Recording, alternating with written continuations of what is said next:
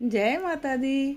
आप सभी को नवरात्रि और संवत्सर की हार्दिक शुभकामनाएं। साथियों, आज गुड़ी पड़वा भी है और हिंदुओं का नव वर्ष भी आज से प्रारंभ हो रहा है, नूतन वर्ष भी आज से प्रारंभ है। तो आप सभी को बहुत बहुत शुभकामनाएं। आइए माँ के आगमन की हम तैयारी करते हैं। आज माता शैलपुत्री की पूजा का प्रथम दिवस है और माता के आगमन के लिए चौक लगा रही हूँ। मैं माता की आगमन की प्रतीक्षा कर रही हूँ। देखिए, माता का चौक लग चुका है और चौकी बिछ गई है माता की। और माँ का जो आज का स्वरूप है वो शैलपुत्री के रूप में है। नंदी पर सवार है माँ। और मैंने चौकी पर लाल कपड़ा बिछा दिया है माता जी के आगमन के लिए। और माँ के शैलपुत्री के रूप में उनके दाहिने हाथ में त्रिशूल और बाएं हाथ में कमल होता है।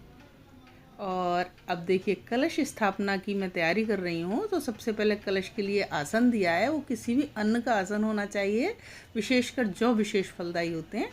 और अब मैंने कलश की तैयारी की है, उसमें गंगा जल डाला है और जल भर के, और उसमें मैंने चावल छोड़े हैं। कोई भी अन्न के दाने आप छोड़ सकते हैं।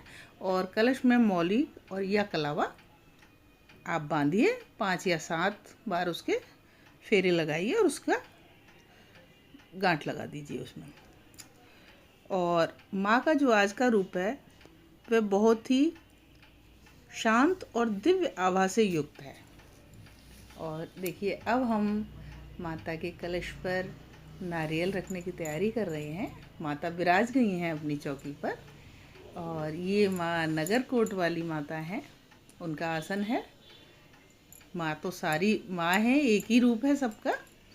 और अब देखिए, माता की दिव्य चौकी लग चुकी है। तो माता के इस रूप का यह जो स्वरूप है वो सती के पुनर्जन्म के बाद पार्वती जी के रूप में माना जाता है। अब देखिए, माता की हम थाली लगा रहे हैं पूजा की।